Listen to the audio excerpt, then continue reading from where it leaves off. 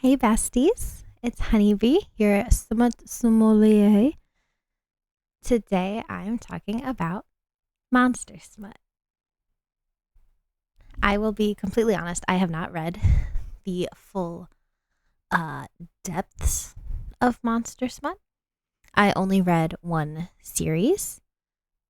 However, I will continue to read more. I already know that I love Katie Roberts as an author, and my friends told me that Katie Roberts' Monster Smut series is really, really good. So her monster series is definitely on my list, and I will be coming back to update you once I read that one. But the series that I read is the Monstrous Meet Cute series by Wendi Guff. Currently, it is 7 books with an 8th book coming out very soon. I read like all of these books in like a week, maybe a week and a half. They're pretty quick. I think the longest one is like almost 300 pages, so they're pretty short, pretty quick. Chaotic, absolutely unhinged.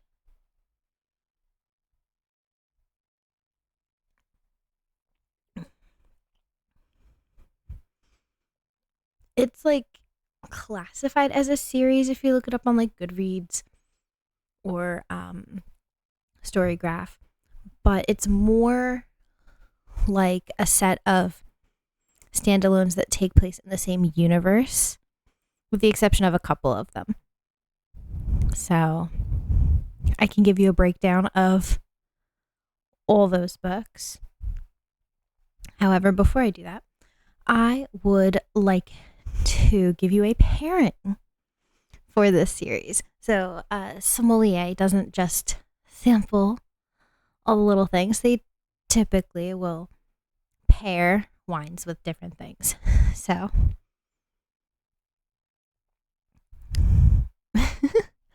the Monstrous Meet Cute series pairs well with therapy. I will not elaborate. I will just kind of dive into the series.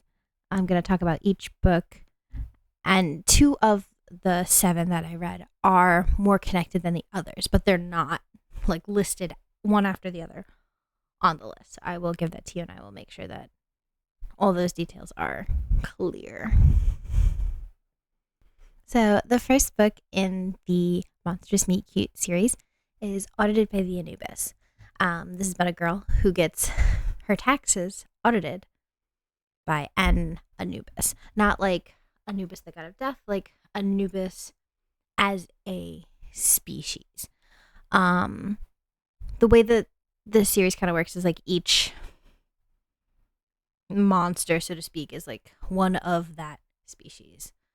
So Anubis is like a species of dogmen. So Girly Pop gets rolled up on by a 7-foot tall dog man, Anubis, helping her audit her taxes. This was the first one that I read of the series because it's like the first one listed. It is crazy. There is no chill. Like, girl pretends that her tax auditor is her boyfriend. Her mom, pissed. Her mom still wants her to get back with her ex-husband, who, for whatever reason, is a jerk. We don't really get too much details as to why. Just, he's a jerk. He's mean. She doesn't like him. Valid. But her mom's like, you should get back together with him. Anyway, absolute chaos. Her ex-husband burns down her house and her small business.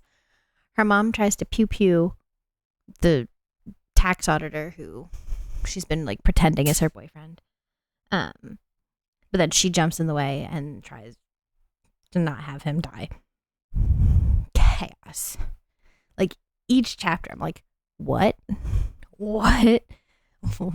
Just tragedy and chaos, one after the other. But it's written like,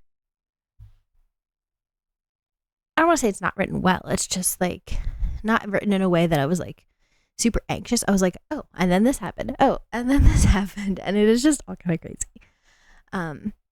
The second book is claimed by the Cthulhu. He's a scientist and has face tentacles. I don't know how much more detail you need. His ding-a-ling is removable. And she is also a scientist. She's a marine biologist. So they do science together. Science.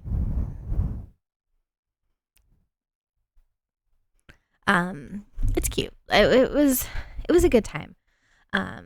This is actually one that I recommended to a friend of mine who's like into science. I'm like, of the books in this series, you might like this one. And because at least at this point they're standalones in the same universe, she wouldn't miss anything by not reading the first book.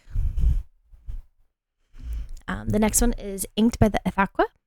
I think that's how you say it. I don't know. I did some research on what this month. I was like, I don't know what this is. They're also known as Wendigos, which I feel like is a more common knowledge, I guess. More people know about Wendigos than Ithaquas.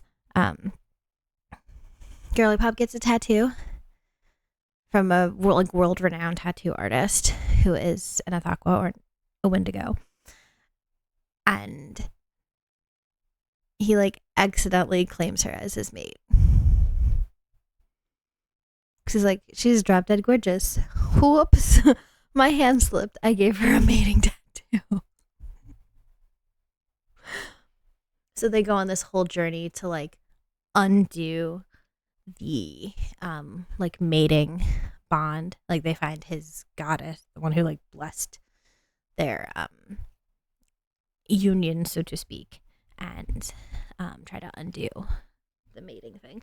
But throughout their journey, they decided they didn't want to. They love each other. This whole series, it's very wholesome. It's very sweet. They all end up being like either fated mates or become mates. It is very sweet. Next is Bossed by the Boggart. He is shadows. Quite literally shadows. Girly Pop has a son who ends up like absolutely loving the Boggart. He's like super sweet. He's a really great guy. He kind of annoys her. She thinks he's annoying. He just wants to interact with her and stuff. And she's like, I hate my boss. But they ends up being really, really sweet.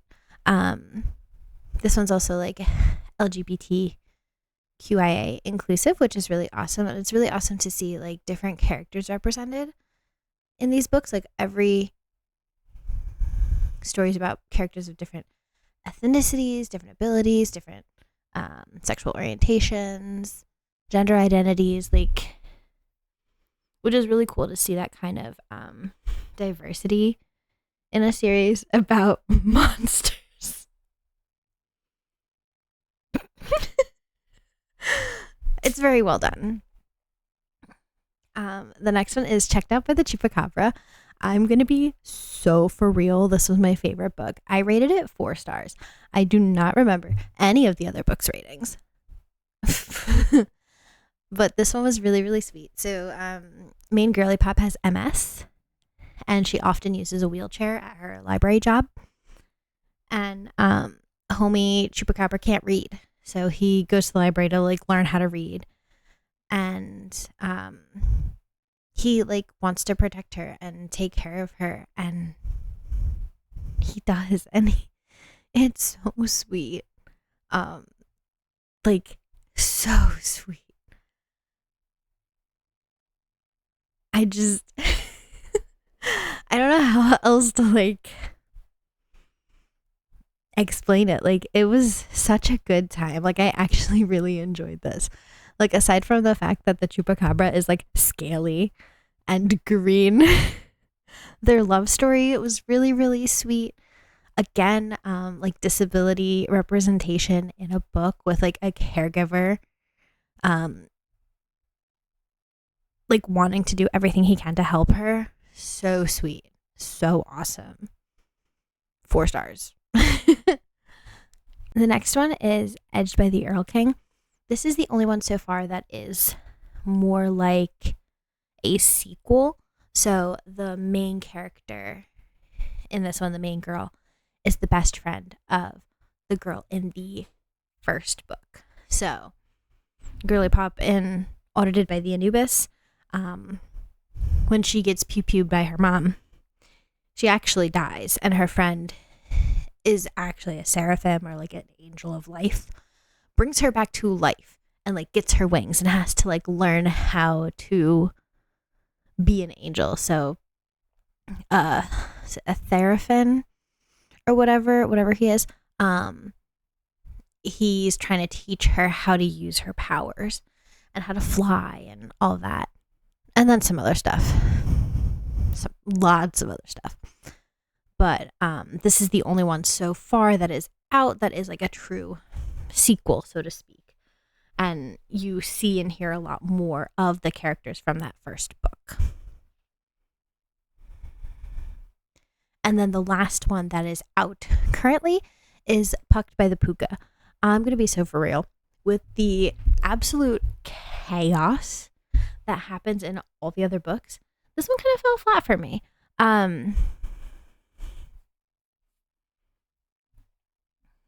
This one, like, it's cute. They're like fated mates. They love each other. She's like a fox snow spirit girly, and he is a puca, but also part something else. I don't know. There were too many like monsters and then monster mixes thrown into it that I was like, I don't really know what's happening. They play hockey. Like, I thought I would really enjoy this one because I am a huge fan of hockey smut. We will get to that. I will make sure you guys will hear about the hockey smut soon enough, I promise. But I was like, oh, they play hockey. I love hockey smut. It was okay. Again, like, I'm gonna be so for real. These other ones were like balls to the walls crazy. And so this one kind of fell flat. I was just like, it could have been more. Like, I wanted more from it. The next book that's coming out, I'm very excited to read it when it comes out, but it's not out yet, is Dared by the Dagon. Dagon? This one is another more true sequel. So the girl in this one is the best friend of the girl who got tattooed by the Ithaqua. So like as they're going on their journey, they meet like the Dagon, and like somehow they tell him to talk to her best friend. So this book is again more like a true sequel, and we get we'll get to see the friend story, which is really cool. And I look forward to see how that plays out. So if like you don't want to commit to a whole 7-8 book series, but you are interested in some of these, at least you know which ones you can read as standalones and which ones that you should maybe do as like a series. I guess once Dared by the Dagon comes out, I would probably do like Audited by the Anubis, Edged by the Erlking, Inked by the Ithaqua, Dared by the Dagon, and then the others. You do need Claimed by the Cthulhu before you read Pucked by the Puca. Kind of. I mean, I guess you don't need it. It's just the girl and the Cthulhu from Claimed by the Cthulhu are referenced in Pucked by the Puca. Again, not like it's not a true sequel. It's literally like they're mentioned in like a one-off comment. But because I read it and read it so recently at that, I was able to be like, oh, okay, I know exactly who they are. I know exactly their story and why they're being mentioned here. But aside from that, it's like, yeah. Yeah. So thank you for joining me for my little chat about Monster Smut. If you have any other monster smut that you recommend, let me know. On my list currently I have Katie Roberts' Monster Smut series, as well as I I don't know what the whole series is called, but the like Morning Glory Milking Farm that is part of a whole series, that is also on my list. If you have any others you recommend, let me know.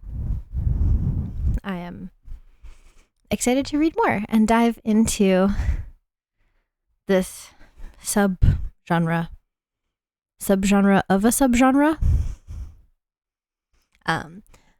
Again, these books were super, super quick. So like read them in a day type vibes. Yeah. Thank you for joining me. And I'll see you in the next one. Bye-bye.